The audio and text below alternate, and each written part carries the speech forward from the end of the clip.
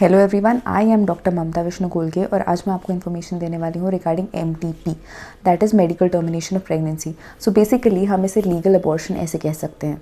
सो जब एक female pregnant होती है और उसे पता है कि she wants to get rid of that pregnancy, मतलब अनचाही प्रेगनेंसी है, तो आप ये अलग अलग मेथड चेक करते हो कि आपको किस तरीके से आप उस प्रेगनेंसी को अबॉर्ट करवा सकते हैं।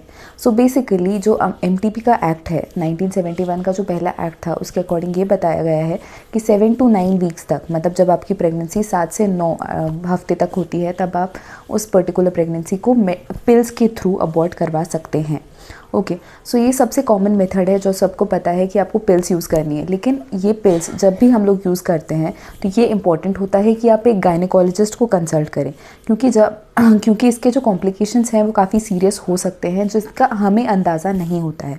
सो यू नो व्हाट, जब आप ओवर द काउंटर का भी मेडिसिन ले लें तो इसके कॉम्प्लिकेशंस जब आपको फेस करने पड़ेंगे तब आपको काफ़ी ज़्यादा प्रॉब्लम्स आ सकती हैं। ओके, सो मैं आपको ये सजेस्ट करूँगी कि जब भी आप एमटीपी पिल्स लेते हैं तो उससे पहले आप एक गायनेकोलॉजिस्ट के पास जाएं और तब आपको सबसे पहले आपका यूपीटी कराया जाएगा, that is urine pregnancy test. Okay, और जस्ट टू कंफर्म कि आप प्रेग्नेंट हैं, और उसके बाद आपका यूएसजी कराया जाएगा। अब आप ये बोलोगे कि आपको पता है कि 7 to 9 वीक्स तक आपकी प्रेगनेंसी है, तो आप क्यों यूएसजी कराएं? तो ये इंपॉर्टेंट होता है कि आपका जो गर्भ है वो कहाँ बढ़ रहा है, ये इंपॉर्टेंट है। क्योंकि कभी कभार किसी केसेस में ऐसा होता है कि जो गर्भ है वो जो गर्भ की थैली है उसके बाहर बढ़ता है, दैट इज़ यूटेरस के बाहर, और इसे हम लोग जिसके जो मेडिकल टर्म है वो है एक्टोपिक प्रेगनेंसी। सो इन केसेस में अगर आपको पिल्स दे दी जाएँ तो आपके कॉम्प्लिकेशंस काफ़ी हार्ड हो सकते हैं।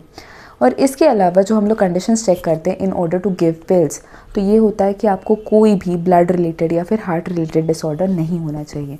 मतलब कि अगर आपको हीमोफीलिया है या फिर कोई ऐसा डिसऑर्डर है जिसकी वजह से आपकी जो कोएगुलेशन है ब्लड का उसमें कोई प्रॉब्लम हो, मतलब आपकी ब्लीडिंग टाइम पे स्टॉप ना होती हो, तो आपका bleeding time, clotting time check किया जाता है। आपको कोई एलर्जी है किसी ड्रग की, मीज़ोप्रोस्ट की एलर्जी है, तो ये सब आपका चेक किया जाता है इन ऑर्डर टू कंफर्म कि आप पिल्स देने के लिए एलिजिबल हो या नहीं। अगर आपने कोई इंट्रायूटराइन डिवाइस बैठाया है, जैसे कॉपर टी बैठाया जाता है in order to as a source of contraception, IUD बैठाया जाता है। अगर किसी फीमेल ने बैठाया है and she is not aware of it, या फिर आप जल्दी में चले जाते हो किसी गायनेकोलॉजिस्ट के पास और आपको पिल्स दे दी जाती हैं, तो इसके कॉम्प्लिकेशंस भी ज़्यादा हो सकते हैं। सो आपको सोनोग्राफी के थ्रू ये सारी चीज़ें कंफर्म की जाती हैं। ओके, और फिर आपको पिल्स दी जाती है। इसके बाद भी किसी फीमेल में ऐसा होता है कि पिल्स कंज्यूम करने के बाद भी जो अबॉर्शन होता है वो कंप्लीट नहीं होता है, इनकम्प्लीट होता है, तो इसके बाद आपको सर्जिकल प्रोसीजर्स भी गो थ्रू करने पड़ सकते हैं। तो इसके लिए जो प्रोसीजर है वो है DNE, that is dilatation and evacuation.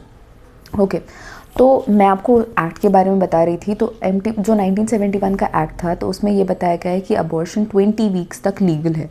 Okay, तो इसमें इन्होंने ये भी कंडीशंस दिए थे कि पहले जो मदर है उनकी कंसेंट लगेगी, उसके साथ फादर की भी कंसेंट लगती थी। हाउएवर जब 2021 में इस एक्ट को अमेंड किया गया, तब ये डिसाइड किया गया कि 24 वीक्स तक अबॉर्शन लीगल किया जा सकता है।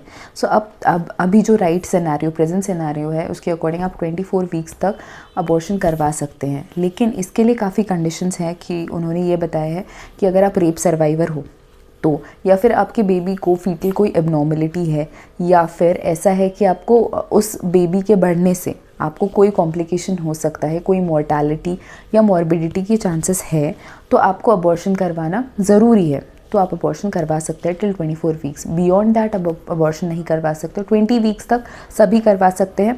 ओके, लेकिन जो पिल्स है वो 9 वीक्स तक कंज्यूम की जा सकती है। बियॉन्ड दैट आपको प्रोसीजर अंडरगो करने पड़ेंगे। सो जो ईजीएस्ट मेथड है इसके बाद, मतलब प्रोसीजर्स के मतलब पिल्स है फर्स्ट, सबसे पहले, जो दो ईजी नहीं है, बट हाँ कॉम्प्लिकेशंस की वजह से वो डिफ़िकल्ट हो जाता है। कंजम्पशन उसका काफ़ी इजी है। इसके बाद होता है D and C, that is dilatation and curettage. मतलब 9 वीक्स के बाद अगर आपकी प्रेगनेंसी बढ़ रही है तो आपको डीएनसी कराना पड़ता है, मतलब आपकी थैली को साफ़ करते हैं, जो सादी भाषा में हम लोग बोलते हैं कि आपकी थैली को साफ़ किया जाता है। और उसके अलावा जब आपके रेमनेंट्स रह जाते हैं, मतलब इसके बियॉन्ड भी, अगर आपने डीएनई कराना सुना होगा कि पहले अगर अबॉर्शन करवाया है और उसके बाद भी रेमनेंट्स रह गए हैं, तो उसके लिए हम लोग डायलिटेशन एंड इवैक्यूएशन करते हैं। तो ये काफ़ी ईजी प्रोसीजर्स है। इसके बाद आपको 1-2 दिन में मतलब डिस्चार्ज दे दिया जाता है, कभी कभार सेम डे भी आपको डिस्चार्ज दे दिया जाता है। So this was basic information. आपको पता चल गया होगा कि एमटीपी आप कब तक करवा सकते हो, कब तक आप पिल्स कंज्यूम करते हो, कब तक आपको प्रोसीजर अंडरगो करना पड़ता है। सो अगर इसके बारे में आपको कोई भी क्वेरी हो तो आप कमेंट बॉक्स में डाल सकते हैं। And if you like this and make sure you like share and subscribe to my channel. Thank you so much.